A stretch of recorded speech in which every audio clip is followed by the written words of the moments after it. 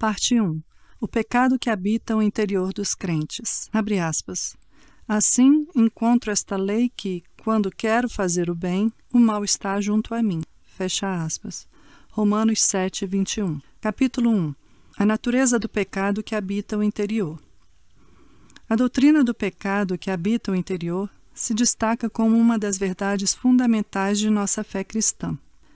O conhecimento dessa verdade é uma possessão única para aqueles que conhecem a Deus e vivem por meio da revelação divina, pois como o mundo não o conheceu por meio da sabedoria humana, seus sábios também sempre ignoraram o mal inerente a eles e aos outros.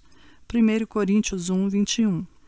Para os cristãos, no entanto, a doutrina e a convicção do pecado formam a base de tudo aquilo que nos relaciona a Deus, quer no prazer que temos nele agora, quer no prazer que teremos nele no futuro.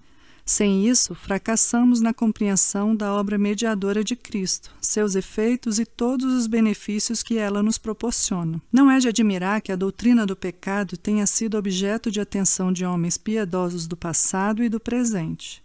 Alguns têm se concentrado na natureza do pecado, outros na natureza de sua culpa, e outros têm pesquisado suas explicações através da história. Outros ainda têm voltado sua atenção para a permanência de pecado nos crentes, sobre a qual as Escrituras falam em muitas passagens.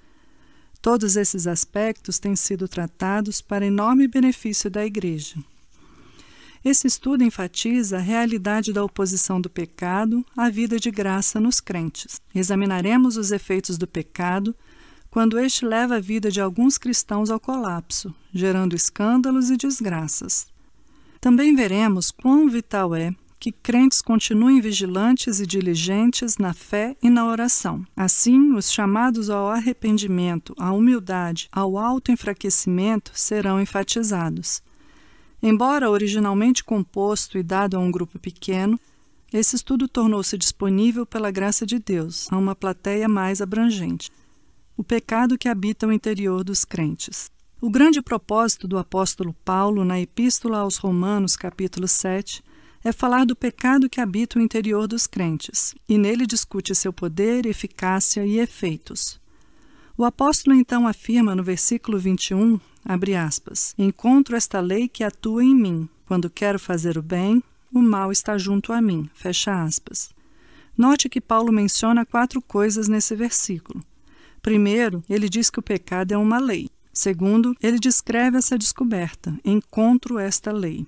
Terceiro, ele indica o contexto dessa descoberta, quando quero fazer o bem. Quarto, ele especifica o estado e a atividade dessa lei do pecado. O mal está junto a mim. 1. O pecado que habita o interior é uma lei. Por lei, primeiro queremos dizer uma regra oficial ou um princípio operacional que é efetivo. Como uma regra moral, ele direciona e ordena, regulando a mente e a vontade de várias maneiras. É isso que faz uma lei. Algumas coisas ela ordena, outras proíbe, com recompensas e penalidades, para levar o homem a fazer uma e evitar a outra. Um sentido secundário de uma lei é um princípio interior que move e inclina uma pessoa. A isso chamamos de a lei da natureza, quando dizemos que tudo se move em direção ao seu próprio fim. Assim, em Romanos 8, 2, a obra poderosa e efetiva do Espírito Santo com a graça de Cristo nos corações dos crentes é chamada de a lei do Espírito de vida. Do mesmo modo, o apóstolo Paulo fala em Romanos 7, 21, do pecado que habita o interior como uma lei, pois ele é um princípio poderoso e interior que inclina e força a ação aquilo que se amolda à sua própria natureza. O apóstolo então admite, abre aspas, assim encontro esta lei que atua em mim, quando quero fazer o bem, o mal está junto a mim, fecha aspas. Observamos o mesmo novamente em Romanos 7, 23. A lei, quando aplicada ao pecado, tem um sentido duplo. Primeiro, denota a realidade e a natureza dos pecados. Segundo, representa o poder e a eficácia dos pecados. Ambos os sentidos se resumem no termo simples usado em Romanos 7, 21. Assim, o pecado que habita o interior é um poder excessivamente eficaz nos crentes, trabalhando constantemente em prol do mal. Embora a lei do pecado esteja nos crentes, não se trata de uma lei para os crentes. No entanto, mesmo quando a regra do pecado é quebrada, sua força enfraquecida e desperdiçada e sua raiz modificada, ele ainda assim tem grande força e eficácia. Quando é menos sentido, ele fica de fato mais poderoso. Homens mundanos, em termos de obrigações espirituais e morais, agem somente de acordo com essa lei e por intermédio dela. Trata-se do princípio dominante e específico neles a afetar todas as ações morais com referência ao fim espiritual e eterno. Nossa atenção, contudo, é direcionada não àqueles sobre quem ele não exerce poder algum, mas aos cristãos, em quem o seu poder é mais obviamente discernido. 2. Os crentes devem descobrir pessoalmente o pecado que habita no interior. O apóstolo nos diz como encontrou essa lei. Ele havia ouvido falar sobre ela. Ela havia sido pregada a ele. Essa informação lhe dá algum conhecimento geral sobre ela, mas experimentá-la e encontrá-la por si é outra coisa. E isso o apóstolo experimentou pessoalmente. Abre aspas. Vivi a experiência de seu poder e eficácia em minha própria vida. Fecha aspas. Todos os cristãos podem igualmente experimentar o poder dela em si. Descobrindo-a por si mesmos e em si mesmos, eles podem testificar a força dessa lei. 3. Os crentes encontram essa lei presente neles quando querem fazer o bem. Essa lei é única para eles, a coisa mais importante da vida. Eles fariam o bem. A graça tem soberania sobre suas vidas. Isso lhes dá a vontade de fazer o bem. Eles não fazem do pecado contínuo seu estilo de vida. Veja 1 João 3,9. Assim, um crente não comete pecado de maneira habitual e voluntária. A graça o capacita a ter uma vontade constante e firme de fazer o bem.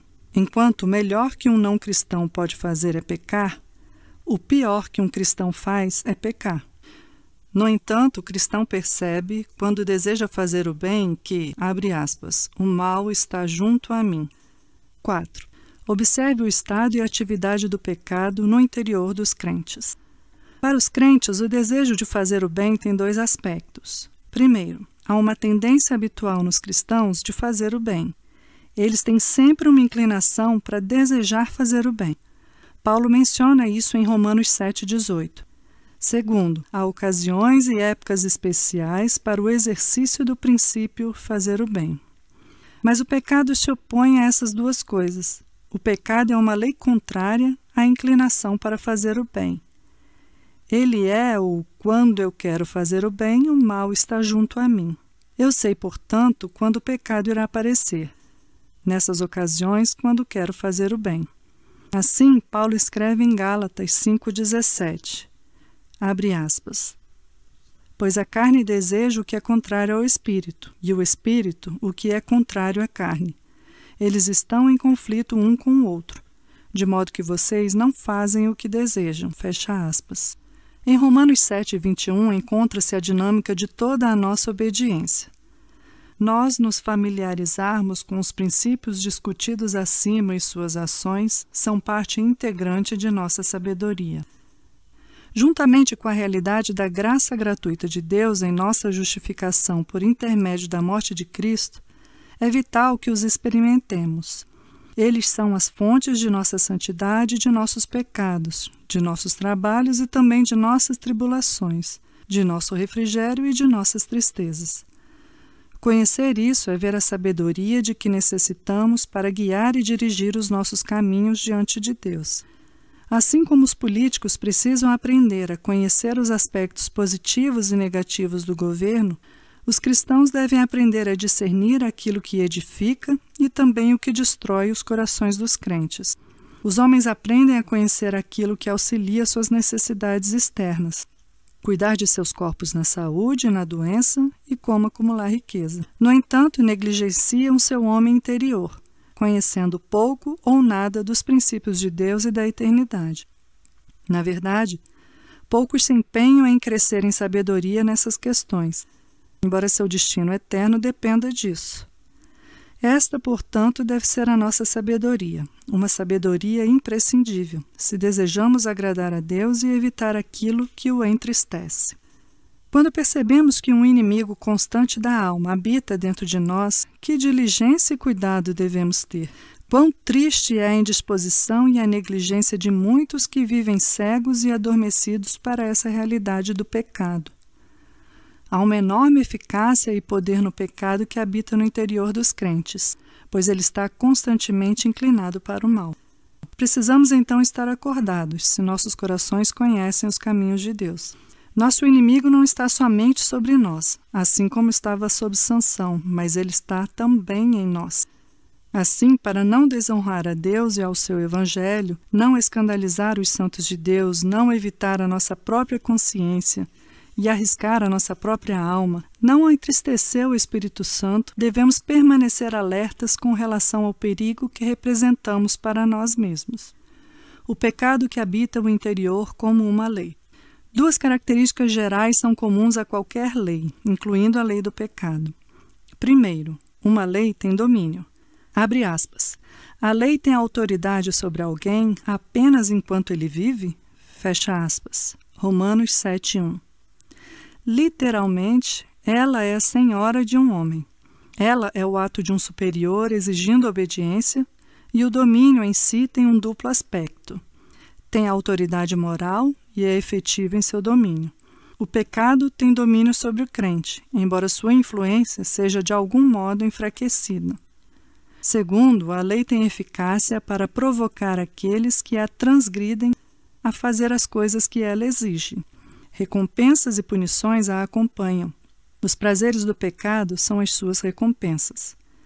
Ela ameaça privar os escravos de seus prazeres carnais e infligir males temporários sobre eles.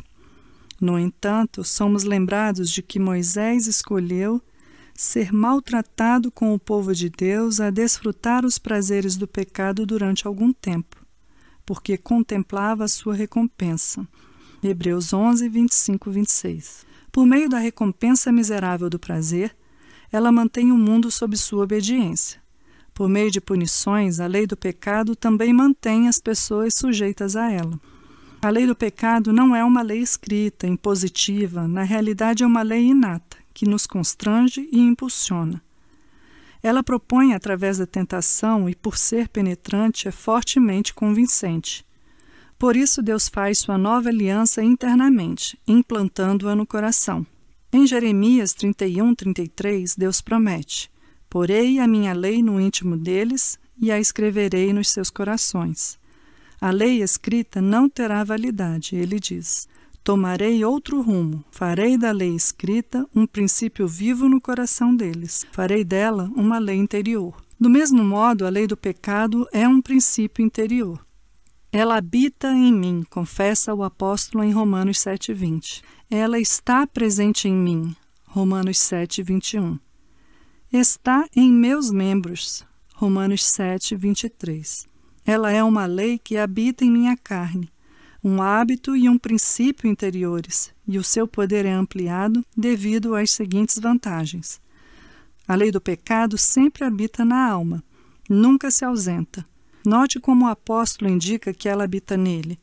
A lei do pecado não é um simples visitante que vem em determinadas horas ou ocasiões. Ela está em casa, dentro da alma. Ela está sempre pronta para aplicar-se a todo fim e propósito ao qual sirva. Quando quero fazer o bem, diz o apóstolo, o mal está junto a mim. Desse modo, você nunca concretiza o bem. Quando ora, quando dá esmolas, quando medita ou quando faz qualquer tarefa para Deus por amor a Ele. Sem aquele habitante interior que importuna e confunde, presente ali para embaraçá-lo.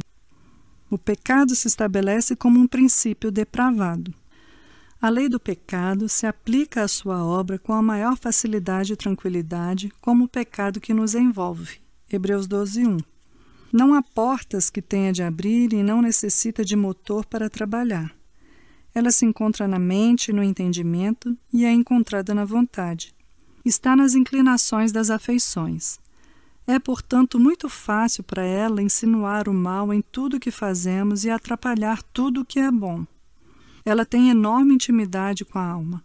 Possui todas as faculdades da alma, de modo a nos induzir a fazer o que fazemos. Ela mora permanentemente na alma.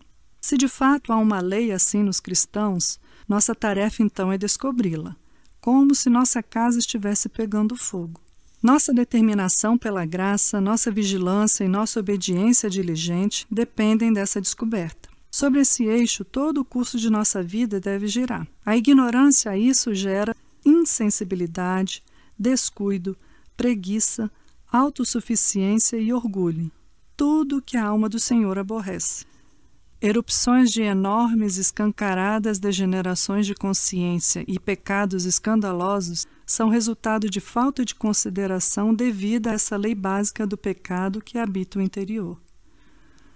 Questione, portanto, como ela está em sua alma. Procure pelo seu veneno. Quando você quiser fazer o bem, responda a esse anseio com humildade, reverência, intensidade de oração e com diligência e zelo. Você então descobrirá os suprimentos de graça e a ajuda do Espírito Santo à sua disposição. O assento do pecado está no coração. As Escrituras em toda parte indicam o coração como lugar do pecado. Embora devesse ser o trono de Deus, o pecado o invade e possui. Abre aspas. O coração dos homens está cheio de maldade e de loucura durante toda a vida. Fecha aspas. Eclesiastes 9:3. Abre aspas, pois do coração saem os maus pensamentos, os homicídios, os adultérios, as imoralidades sexuais, os roubos, os falsos testemunhos e as calúnias. Fecha aspas. Mateus 15:19. Há muitas tentações exteriores que afligem os homens, estimulando-os e provocando-os a fazer o mal.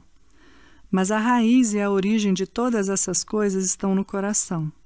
As tentações não colocam nada dentro de um homem que já não esteja ali. Portanto, o resumo da obra e efeito dessa lei do pecado inerente é descrito em Gênesis 6:5.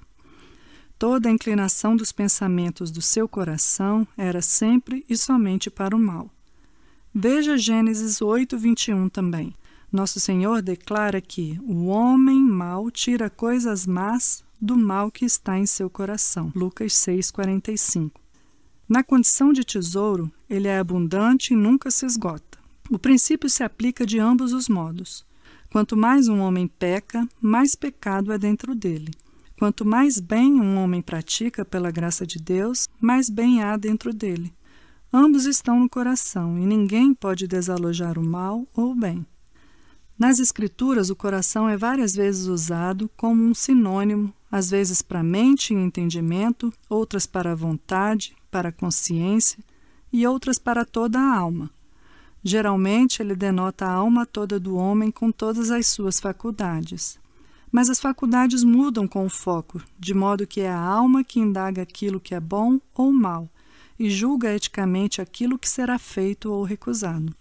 As preferências ou repulsas das afeições ora se agarram a um, ora têm aversão pelo outro. A consciência diverte e determina. Todos são aspectos do coração, e é nesse sentido que dizemos que o assento e o sujeito dessa lei é o coração do homem.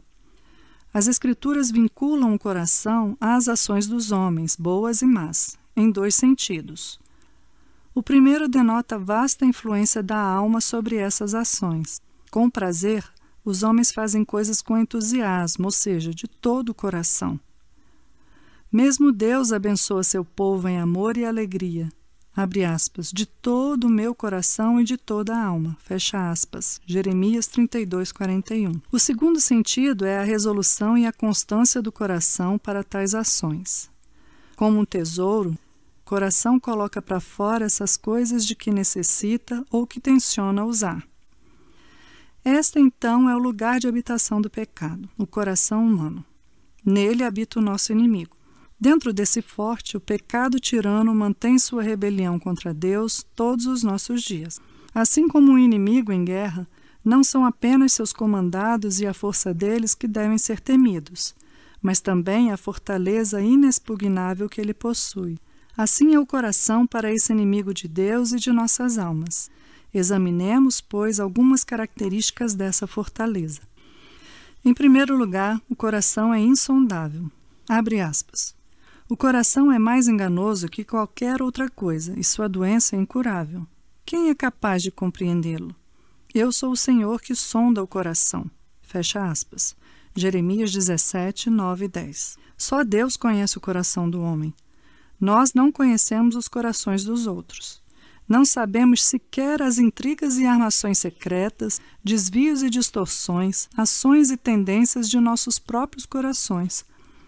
Todos, exceto Deus infinito que tudo vê, são totalmente ignorantes acerca dessas coisas. No coração insondável reside a lei do pecado que habita o interior. Nele se encontra grande parte de sua segurança e força. Lutamos contra um inimigo cuja força é secreta e cuja presença está oculta. Muitas vezes, quando pensamos que o pecado foi destruído, isso é mera aparência. Ele se recolheu e escondeu em algum lugar ao qual não temos acesso. O pecado fica tão camuflado na escuridão da mente, na indisposição da vontade, no mundanismo das afeições, que olho algum pode localizá-lo. O melhor de nossa sabedoria nada consegue, senão identificar suas primeiras manifestações. Mas, uma vez que não há nada que se encontre no coração insondável que não esteja descoberto e exposto diante de Deus, é o Senhor somente quem penetra nas essências das coisas. O coração não é somente insondável, como também enganoso. Abre aspas. O coração é mais enganoso que qualquer outra coisa. Fecha aspas. Jeremias 17, 9. Há muitas coisas enganosas no mundo, quer na política, quer nos negócios ou nas sociedades em geral. Mas no engano do mundo não há nada que já não esteja no coração. O próprio coração é enganoso. Assim, quando o engano do pecado é acrescentado ao coração, o engano é de fato enorme. Provérbios 26, 25 diz: há 7 abominações no coração. Isso quer dizer que não há apenas algumas abominações, mas muitas, incluindo o engano. O engano do coração se encontra principalmente em 2 coisas. Primeiro, ele floresce nas contradições, a fim de contrariar a lógica e a consistência. Há algumas pessoas cujas vidas parecem contraditórias. Elas são ao mesmo tempo sábias e tolas, abertas e reservadas, simplórias e obstinadas, perdoadoras e vingativas. Assim é o engano do coração de todo homem, ardente ou frio como uma pedra, fraco ou obstinado. Essas contradições vêm à tona com o pecado, pois Deus originariamente criou todas as coisas em perfeita harmonia e união. A mente e os sentidos estavam em perfeita sujeição e subordinação a Deus e à sua vontade. A mente descobriu que a vontade escolheu o bem. As afeições, constante e serenamente, seguiram o entendimento da vontade. Mas a intrusão do pecado abalou essa harmonia e essa união ordenada. A vontade, então, recusa escolher o bem que a mente descobre. As afeições não se alegram naquilo que a vontade escolhe. Todos se rebelam uns contra os outros. Esse é o resultado de não se seguir a Deus. Assim, aquilo que torna o coração tão enganoso é a sua inconsistência para consigo mesmo. Sua própria conduta não é estável. Segundo, o engano do coração reside em muitas promessas diante das primeiras aparências das coisas. Às vezes, as afeições são tocadas e trabalhadas, e o coração se dispõe para o bem. Mas logo toda a estrutura muda e todas as belas promessas do coração evaporam. Essas falsas promessas só promovem o interesse e a vantagem do pecado. Deus assim adverte seu povo a olhar para os seus corações e evitar que ele os convença e engane. No entanto, você pode perguntar: quem é capaz de compreendê-lo? Não é em vão, no entanto, que o Espírito Santo descreva o coração como enganoso mais do que qualquer outra coisa. O coração é incerto em relação àquilo que faz e falso naquilo que promete. Assim, concluímos com 3 pontos para aplicarmos aos nossos próprios corações. Primeiro, nunca pense que o trabalho de contender com o nosso próprio coração estará algum dia concluído. Lembre-se de que o lugar do pecado no coração é insondável. Tendo como exemplo muitos conquistadores que foram arruinados depois de uma vitória por conta do descuido, nossa luta com o pecado é incansável e interminável. Abre aspas. Façam morrer tudo o que pertence à natureza terrena de vocês. Fecha aspas. Colossenses 3:5. Mantenha essa luta enquanto estiver nesse mundo. Segundo, uma vez que o pecado que habita o interior se manifesta de maneira enganosa e variada, permaneça vigilante. Um inimigo declarado que só age com violência sempre dá ao seu adversário um descanso. Quando você sabe onde encontrá-lo e qual será o seu próximo passo, está livre para dormir sem medo. Mas contra adversários que atuam por meio do engano e da traição, que têm espadas longas que alcançam grandes distâncias, nada é seguro, exceto a vigilância constante. É impossível, em uma situação como essa, estar por demais cuidadoso, inseguro, desconfiado ou atento. Terceiro, entregue, portanto, todo o problema com todo cuidado e diligência àquele que sonda o coração por completo. Ele sabe como antever todas as suas traições e enganos. Eis aí onde reside a nossa segurança. Essa é a estratégia de Davi no Salmo 139. Depois de descrever a onipresença de Deus e a sua onisciência, ele ora: sonda-me, ó Deus, e conhece o meu coração. Prova-me e conhece as minhas inquietações.